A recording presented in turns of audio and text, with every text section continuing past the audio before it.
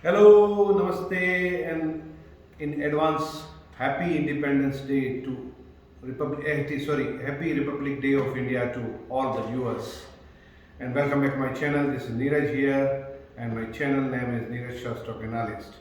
So, taking the review of last week and the coming week in today's video. So what has happened in the stock market in the last week and what are the expectations? Basically, as you know that this is the corporate result seasons all over the world. You know, everywhere it's ongoing. And if you would have looked at major of these results have come, you know, from the technology, from the banking sector, from the oil and gas, energy. The results are not so good if you can look at it. They are all tepid. And main thing is, if you look at, you know, that 2 days before that Reliance Industries in India, the result came, it was bad results, to be frank. Yesterday, Microsoft in USA came with the results.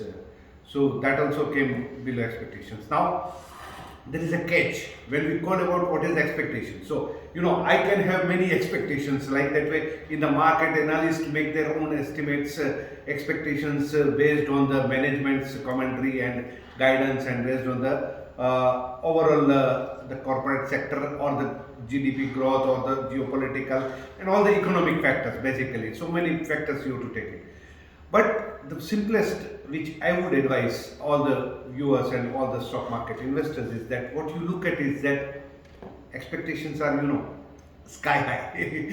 Everybody can expect, I want that I should have this and that, and you know, but in reality you have to bend or you have to make your expectation in tune with the reality of the economic condition, of the economic indicators, of what is happening according to that, you know.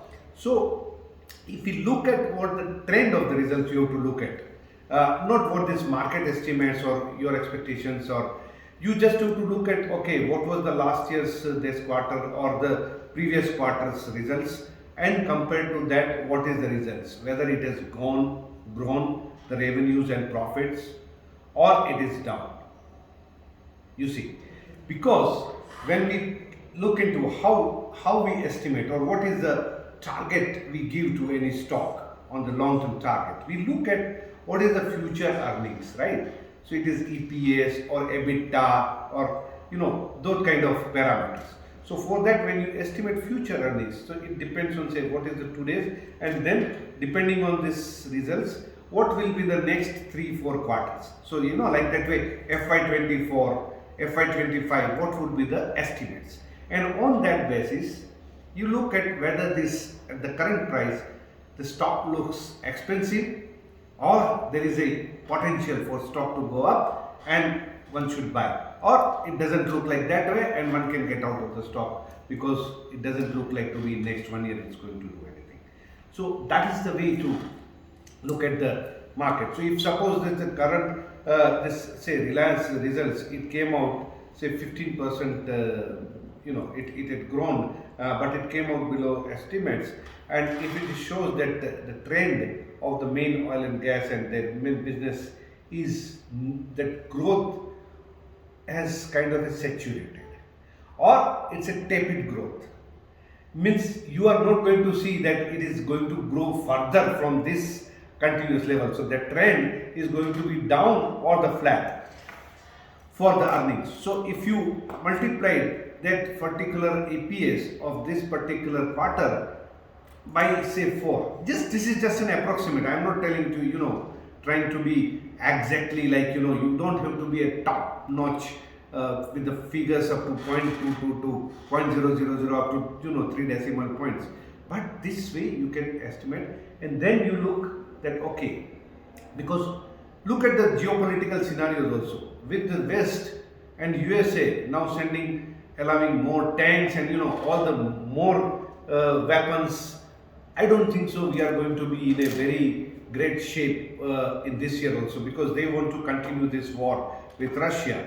And if Russia and this two biggest part of the world, you know, that northern hemisphere is in a war situation, so how can we expect that economy of the world will be in a very good shape?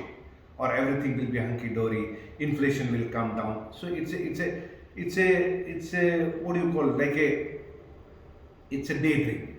So this year also, and we have events lined up. If you look at next week on the 1st February, India's budget, on the 31st January, India's budget will be presented for this year, FY24.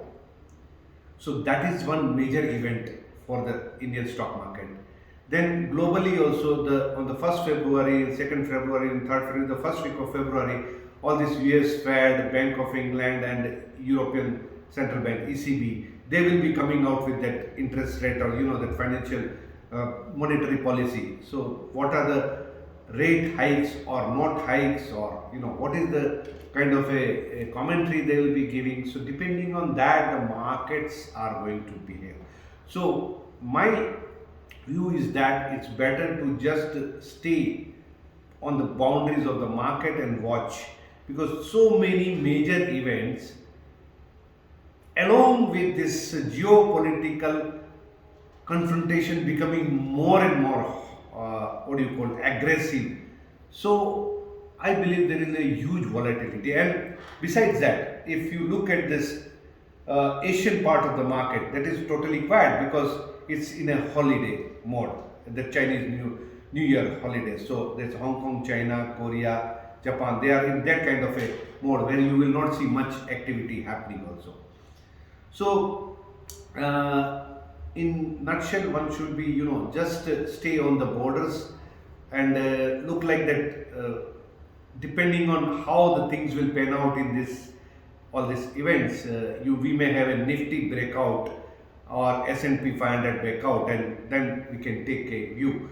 And I will be coming out with a forecasting of a very good prominent stock. So I'll be releasing that forecasting video of that particular, where I will be analyzing that stock and give the recommendation. That will be on this Friday, 27th. So watch out for that video. And if you have not yet subscribed till now, you please subscribe to my channel, and don't forget to push the notification button, because without that you will not get the notification as and when I come out with the new videos. And also my website you can watch and visit for my services, and also to read the articles. It's www.stateanalyst.com. And that's it from my side. Ciao. Love you all.